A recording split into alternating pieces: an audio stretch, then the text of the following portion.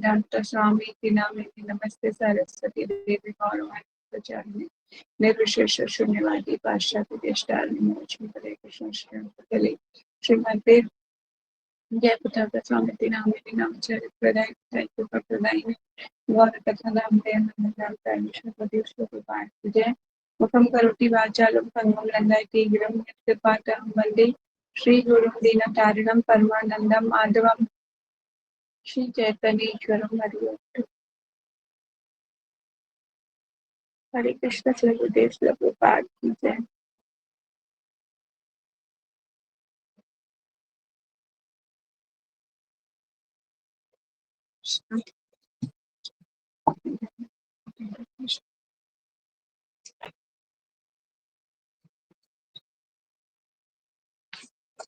निकाल लीजिए भगवत गीता।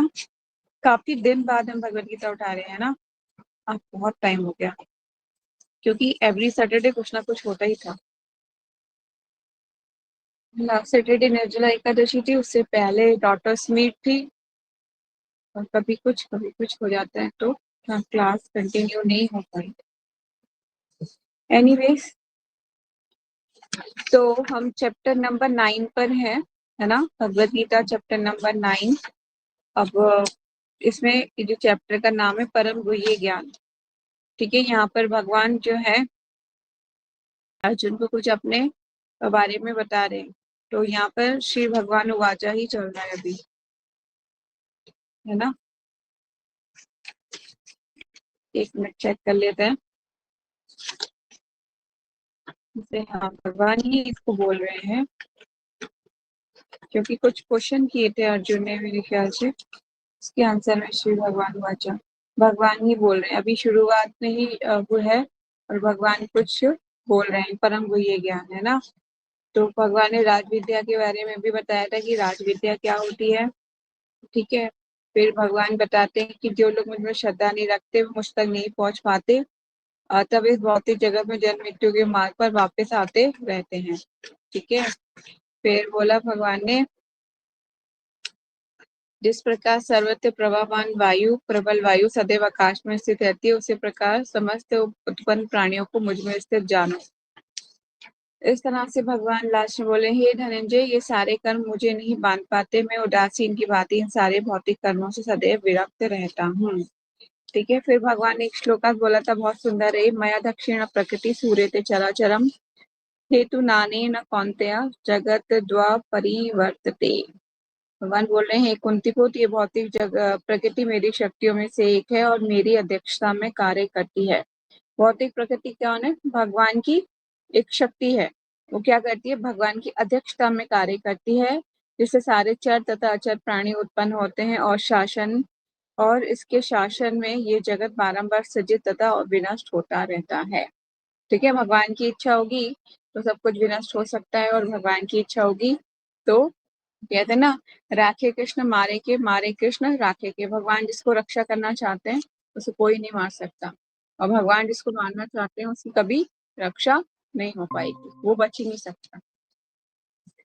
तो चलते हैं श्रीमद् भगवत गीता की जय हो। श्रील प्रभुपाद श्रील गुरुदेव की जय। हरे कृष्ण।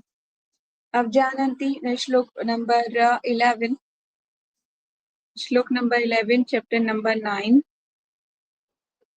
भागवतम पढ़ते पढ़ते भागवतम ही मुंह से निकलता है ना, रोज हम जिसकी प्रैक्टिस करते हैं वही आता है। चलिए, श्लोकास नंबर 11।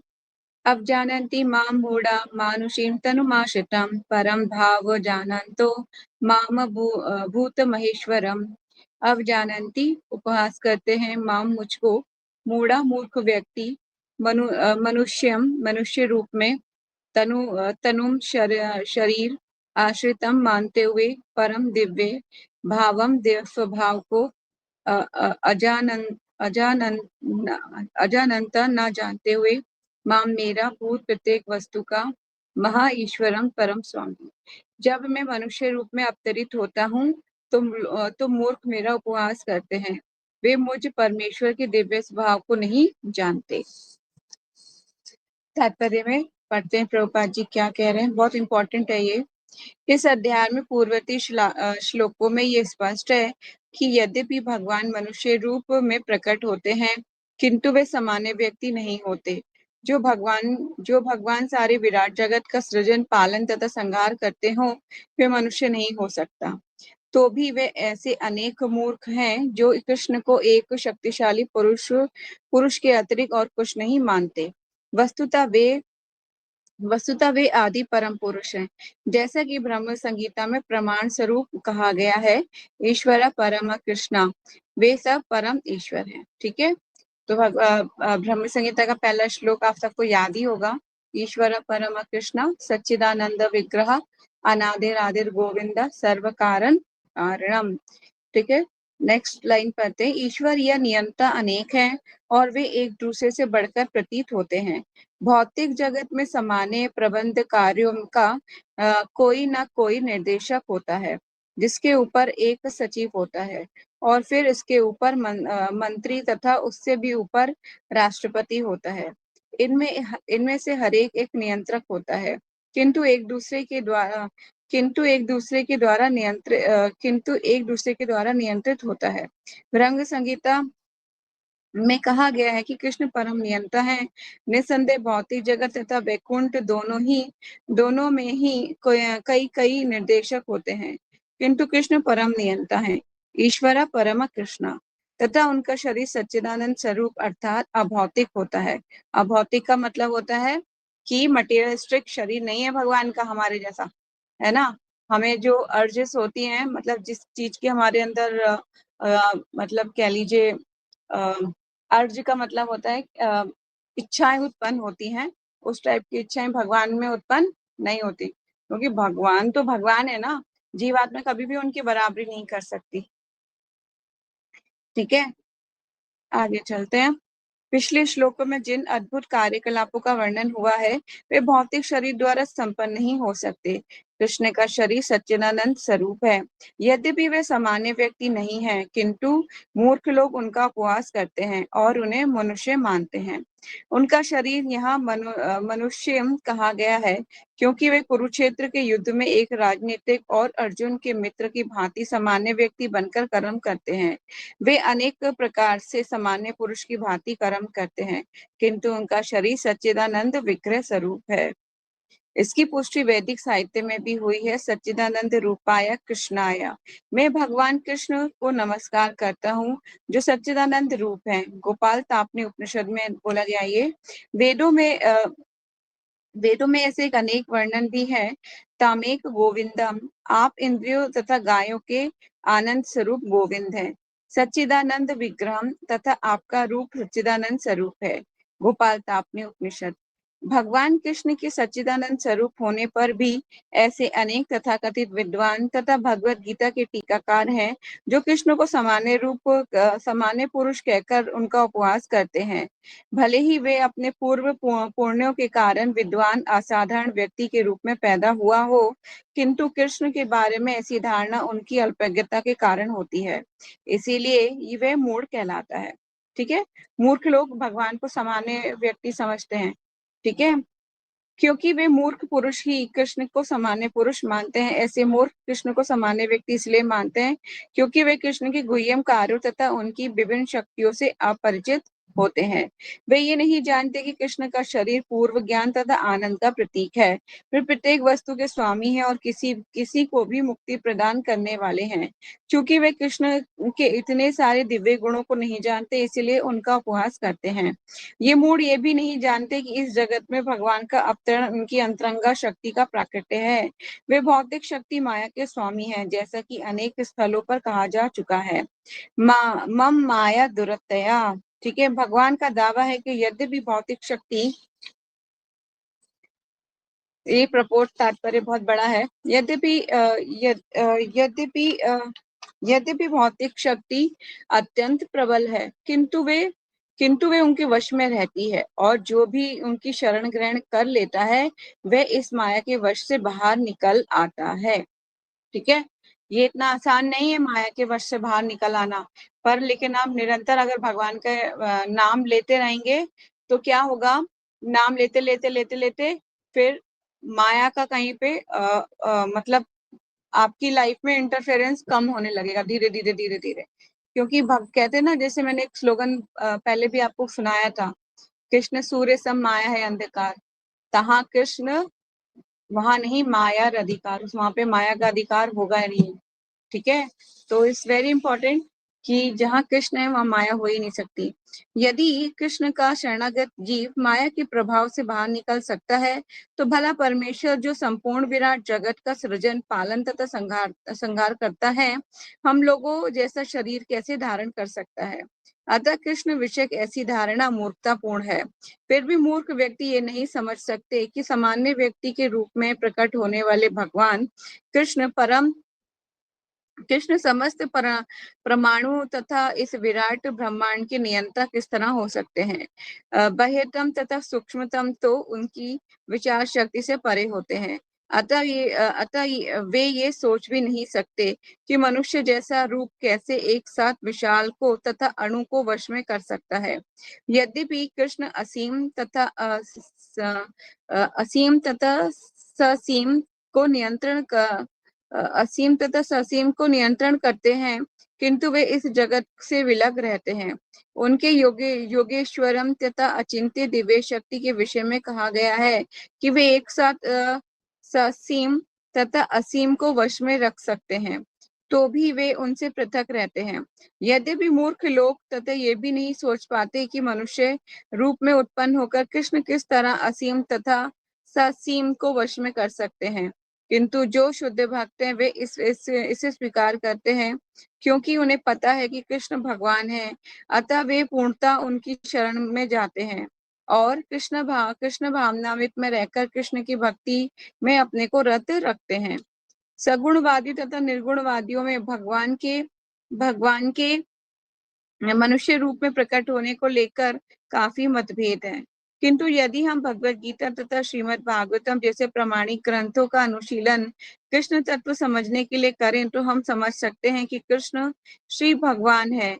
यद्यपि इस धराधाम में सामान्य व्यक्ति की भांति प्रकट होते हैं, किंतु वे सामान्य व्यक्ति नहीं। श्रीमद् भागवतम 1.1.2 20 में जब शैनक आदि मुनियों ने सूत गोस्वामी से कृष्ण के कार्यकलापों के विषय में पूछा, तो उन्होंने कहा, ये श्लोक हम पढ़ चुके हैं, कृतवान किल कर्माणि सह रोमेण केशवः अति मृत्यानि भगवान गूढ़ा कपट मनुष्य। भगवान कृष्ण ने बलराम के साथ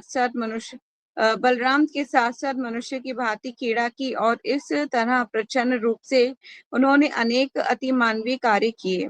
मनुष्य के रूप में भगवान का प्राकट्य मूर्ख को मोहित बना देता है।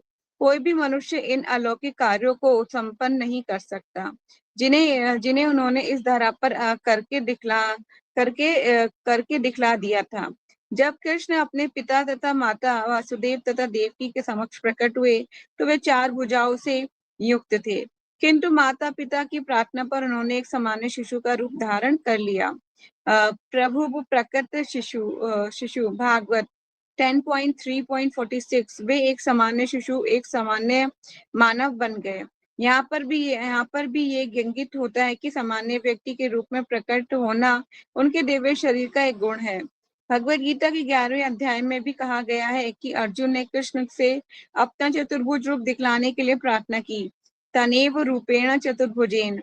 इस रूप को प्रकट करने के बाद अर्जुन के प्रार्थना करने पर उन्होंने पूर्व मनुष्य रूप धारण कर लिया, मनुष्य रूपम। भगवान के ये विभिन्न गुण निश्चय ही सामान्य मनुष्य जैसे नहीं है। कृति लोग जो कृष्ण का उपहास करते हैं और मायावादी दर्शन से प्रभावित होते हैं, श्रीमद् भागवतम के निम्नलिखित श्लोक 3.29 को ये सिद्ध करने के लिए उद्धृत करते हैं कि कृष्ण एक सामान्य व्यक्ति थे। अहम सर्वस्व भूतेषु भूत आत्म अवस्थिता परमेश्वर समस्त जीवों में विद्यमान है। अच्छा हो कि इस श्लोक को हम जीव गोस्वामी तथा विश्वनाथ चक्रवर्ती जैसे वैष्णव आचार्यों से ग्रहण करें। ना कि कृष्ण का उपवास करने वाले अनाधिकारी व्यक्ति की व्याख्याओं से। जीव गोस्वामी इस श्लोक की टीका करते हुए कहते हैं कि कृष्ण समस्त चराचरों में अपने अंश विस्तार परमात्मा के रूप में स्थित हैं।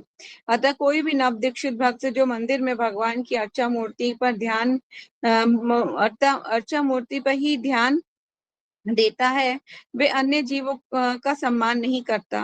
वे वृथा ही मंदिर में भगवान की पूजा में लगा रहता है। मतलब बोल रहे हैं कि जो इंसान अपने में ही ध्यान लगाता है, मतलब भगवान में सिर्फ भगवान की पूजा करने का सोचता है। वो सोचता है बाकी मुझे कुछ नहीं चाहिए, भक्त वक्त कुछ नहीं चाहिए, सिर्फ भगवान जय हो जय हो जय हो, बस मैं उतना ही करूंगा।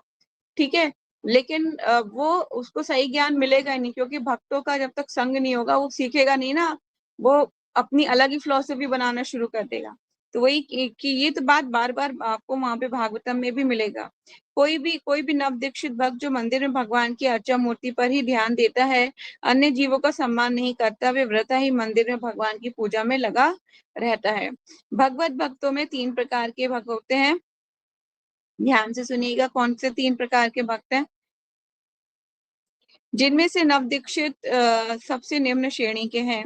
नवदीक्षित भक्त अन्य भक्तों की अपेक्षा मंदिर में अर्चा विग्रह पर अधिक ध्यान देते हैं। अतः विश्वनाथ चक्रवर्ती ठाकुर चेतावनी देते हैं कि इस प्रकार की मानसिकता को सुधारना चाहिए। भक्तों को समझना चाहिए कि चूंकि कृष्ण परमात्मा के रूप में जीव के हृदय में विद्यमान है, अतः प्रत्येक व्यक्ति परमेश्वर का निवास या मंदिर है। इसलिए जिस तरह कोई भक्त भगवान के मंदिर का सम्मान करता है, वैसे ही उसे प्रत्येक जीव का सम्मान करना चाहिए जिसमें परमात्मा निवास करता है। अतः प्रत्येक व्यक्ति का समुचित सम्मान करना चाहिए, कभी उपेक्षा नहीं करनी चाहिए। ऐसे अनेक निर्विशेषवादी हैं जो मंदिर पूजा का उपवास करते हैं। वे कहते हैं कि चूंकि भगवान सर्वत्र हैं तो फिर वे अपने को हम मंदिर पूजा तक ही सीमित क्यों रखें। यदि ईश्वर सर्वत्र है तो क्या वे मंदिर तथा अर्चा विग्रह में नहीं होंगे। यद्यपि सगुणवादी तथा निर्विशेषवादी निरंतर लड़ते रहेंगे, किंतु कृष्ण भावनामृत में पूर्ण भक्त जानता है कि यद्यपि कृष्ण भगवान है, किंतु वे इसके साथ साथ सर्वव्यापी भी हैं, जिसकी पुष्टि ब्रह्म संहिता में हुई है। यद्यपि उनकी निजी निजी धाम गोलोक वृंदावन है और वे वही निरंतर वास करते हैं, किंतु कृष्ण अपनी शक्ति की विभिन्न अभिव्यक्तियों द्वारा तथा अपने स्वांश द्वारा मोहित तथा आध्यात्मिक जगत में सर्वत्र विद्यमान रहते हैं। तो यहाँ पे भगवान की जो है भगवत्ता को बताया गया है कि भगवान बहुत महान है। अलग अलग प्रभुपाद जी ने कॉन्टेक्स्ट के थ्रू समझाने का प्रयास किया। पहले तो प्रभुपाद जी बोल रहे हैं कि भगवान जो है अर्जुन के सखा बने, है ना, मित्र बने, उनको सलाह दी, तो भी मतलब वो मनुष्य रूप धारण किया हुआ था। फिर भगवान के जन्म के बारे में बताया गया कि वो जब उन्होंने जन्म लिया तो 4 भुजाओं वाले थे वो, लेकिन अपने माता पिता के कहने पर 2 भुजाओं वाले हो गए थे। बहुत सारी चीजों के थ्रू प्रभुपाद जी समझाने का प्रयास कर रहे हैं कि भगवान को जानने के लिए पहले भक्तों को हमें सम्मान करना पड़ेगा। ठीक है, क्योंकि जब तक भक्त लोग आपको भगवान को नहीं दिखाएंगे, आपको नहीं समझाएंगे, देखो कृष्ण को देखने का तरीका वही बताएंगे, है ना। गुरु जब तक हाथ नहीं पकड़ते तब तक हम जो है ना बेलगाम घोड़े की जैसे दौड़ते रहते हैं। इधर ये कर लिया, अच्छा ठीक है, इधर भी क्लास अटेंड कर लिया, अच्छा ये भी कर लिया, अच्छा ये भी कर लिया, बस हो गया, है ना। जब तक एक आपको डायरेक्शन, आपका एक गोल नहीं डिसाइड होगा, तब तक आप उस जगह पे आगे नहीं चलोगे इस प्लेटफॉर्म पे। इसलिए गुरु का होना बहुत जरूरी है। आप में से कोई रीड करना चाहता है भगवत गीता? जयश्री, आगे का श्लोक करना चाहते हो? ठीक है, करो।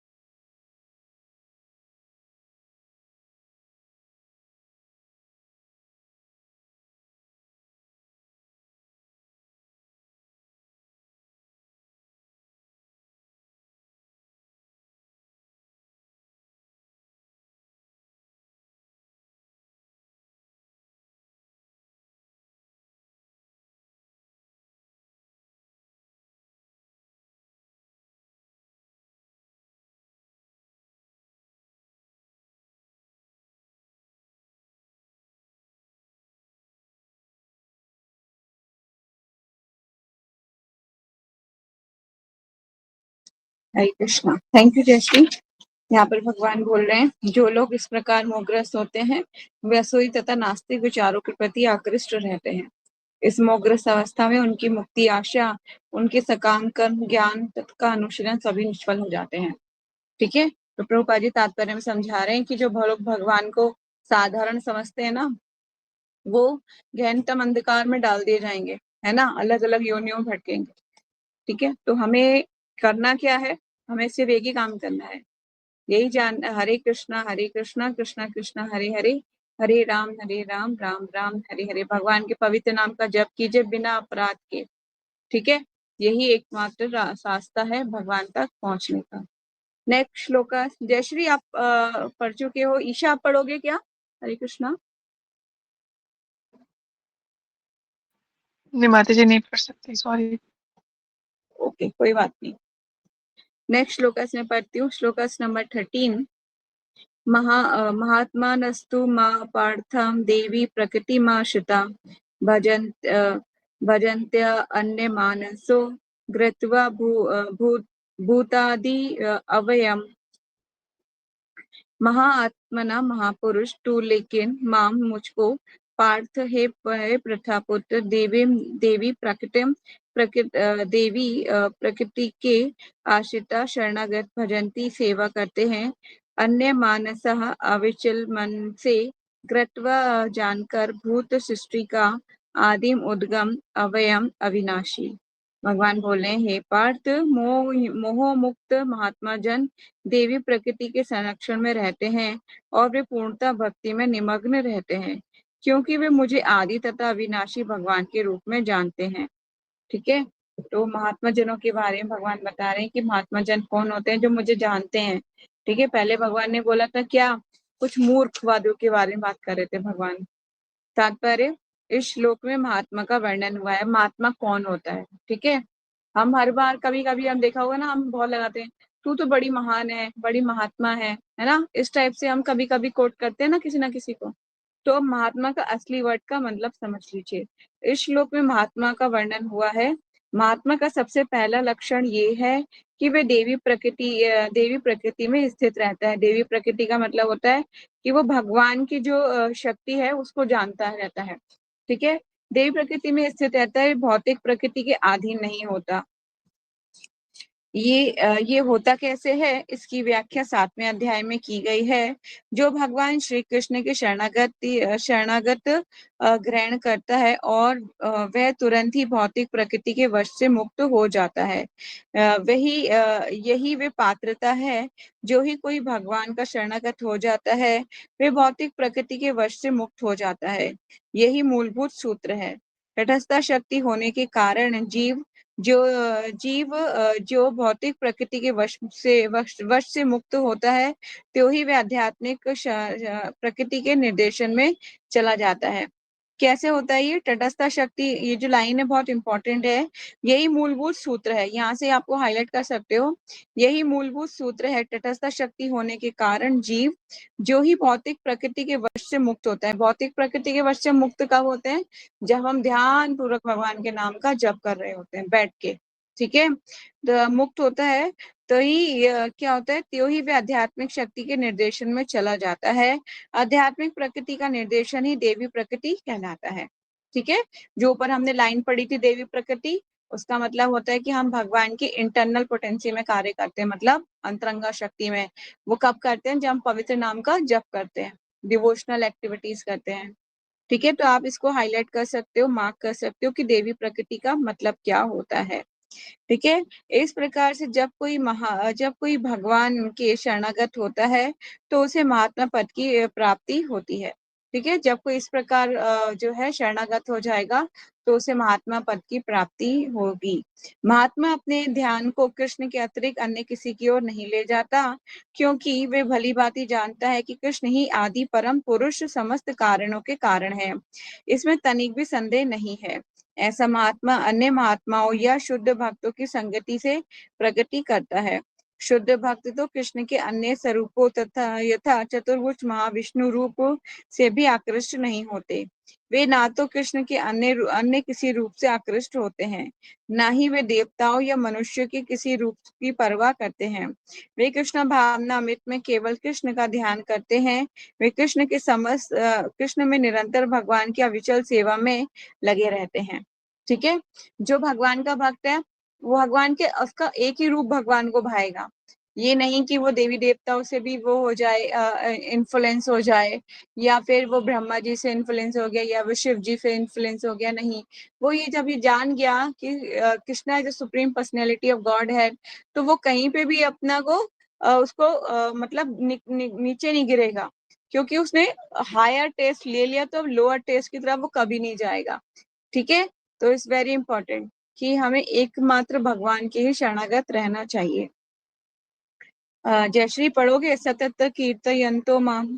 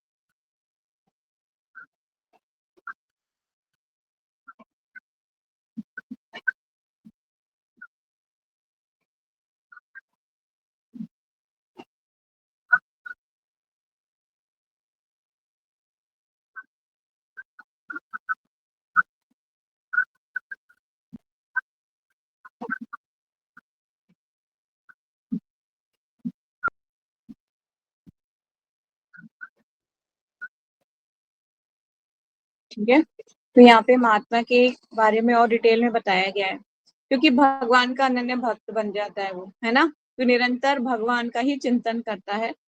तो वही बोला जा रहा है कि कासु के सारे कार्यकलाप, है ना, इसे प्राप्त करने के लिए वे मनसा वाचा कर्मणा अपने सारे कार्यकलाप भगवान की सेवा में लगाता है। यही पूर्ण कृष्ण भावनामृत कहलाता है। ठीक है, तो महात्मा के सारे गुण आपको पता चल गए कि महात्मा के क्या गुण होते हैं। क्योंकि वो एक पल भी, उसका एक सिंगल पल भी बिना भगवान के स्मरण के बिना नहीं बीतता। ठीक है, तो एक आध श्लोका से और कर लेते हैं। ज्ञान यज्ञेन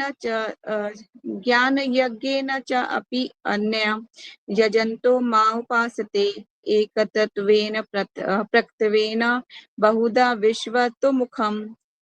शब्दार्थ ज्ञान यज्ञ न, ज्ञान के अनुशीलन द्वारा चाभी अपनी निश्चय ही अन्य अन्य लोग यजंता यज्ञ करते हुए माम मुझको उपासते पूछते हैं एक एकांत भाव से प्रक्तवेन अद्वैत भाव से बहुधा अनेक प्रकार से विश्वत मुखम विश्व रूप में। अन्य लोग जो ज्ञान के अनुशीलन द्वारा यज्ञ में लगे रहते हैं, वे भगवान की पूजा उनके अद्वैत रूप में विभिन्न रूपों में तथा विश्व रूप में करते हैं। तात्पर्य, ये श्लोक पिछले श्लोकों का सारांश है। भगवान अर्जुन को बतलाते हैं कि जो विशुद्ध कृष्ण भावनामृत में लगे रहते हैं, कृष्ण के अतिरिक्त अन्य किसी को नहीं जानते, वे महात्मा कहलाते हैं। सीधी सी लाइन है, जो भगवान के अलावा कुछ और नहीं जानता वो महात्मा है। बस एक लाइन में इसका आंसर ये है। ठीक है, तो भी कुछ लोग ऐसे भी होते हैं जो वास्तव में महात्मा के पद को प्राप्त नहीं होते, किंतु वे भी विभिन्न प्रकार से कृष्ण की पूजा करते हैं। इनमें से कुछ का वर्णन अर्थात ज्ञानी तथा जिज्ञासु के रूप में किया जा चुका है। किंतु फिर भी कुछ ऐसे भी लोग होते हैं जो इनमें से भी निम्न होते हैं। इन 3 कोटियों में रखा जाता है। ठीक है, कुछ लोग इनसे निम्न होते हैं, उनको 3 कोटियों में रखा जाता है। कौन कौन सी? परमेश्वर तथा अपने को एक मानकर पूजा करने वाले, परमेश्वर को किसी मनोकल्पनिक रूप की पूजा करने वाले तथा भगवान के विश्व रूप की पूजा करने वाले। ये 3 तरीके की कोटियां हैं जिनमें मनुष्य को रखा जाता है। इनमें से सबसे अधम वे हैं जो अपने आप को अद्वैतवादी मानकर अपनी पूजा परमेश्वर के रूप में करते हैं। वे इन्हीं का प्राधान्य भी है।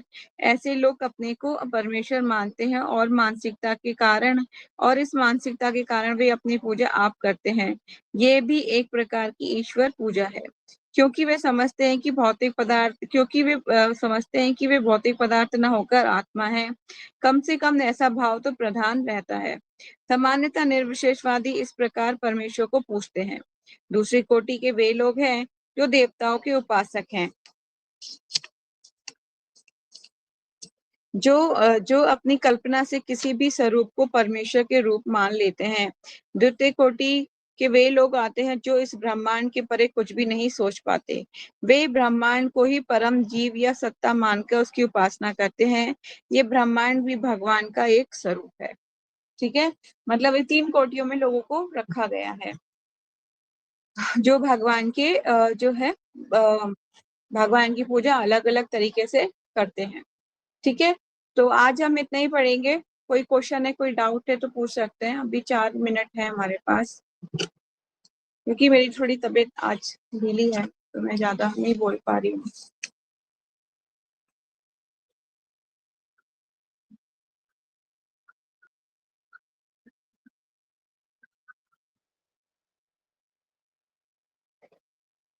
मनोकल्पित रूप मतलब कोई भी ऐसे सोच लेना कि भगवान ऐसे होते हैं, है ना। आपने देखा होगा, मैं बताती हूँ आपको। अगर आप कौन सी जगह मैंने देखा था, हाँ, मैंने बहुत जगह ऐसे देखा जहाँ पे ना भगवान कुछ मूर्तियां ऐसे बना रखी है जिनमें भगवान की दाढ़ी वगैरह बना रखी है ना। भगवान को इस तरह से अजीब सा दिखा रखा है। तो मतलब लोग अपने हिसाब से कुछ मनोकल्पित मूर्ति बना के उनकी पूजा करना शुरू कर देते हैं। मनोकल्पित रूप की भगवान ऐसे नहीं ऐसे होते हैं। देखा होगा आपने बहुत जगह पे विग्रह, अजीब तरीके के विग्रह बना देते हैं लोग। अजीब तरीके के विग्रह होते हैं, मिट्टी के देखे होंगे, खास तौर से मिट्टी के होते हैं, है ना। तो वो ये मनोकल्पित होते हैं, मतलब अपने मन के द्वारा एक इमेज को गढ़ लेते हैं, क्योंकि जो शास्त्रों में जो इमेज लिखी है भगवान की, उससे अलग ही बना लेते हैं वो। ठीक है, इस मनोकल्पित रूप की वो पूजा करते हैं अपने ही तरीके से, अपने पूजा के विधि विधान बनाकर। तो दिस इज कॉल्ड अ मनोकल्पित पूजा। पूजा करने वाले लोगों के बारे में यहाँ बात की गई है। Anyone else?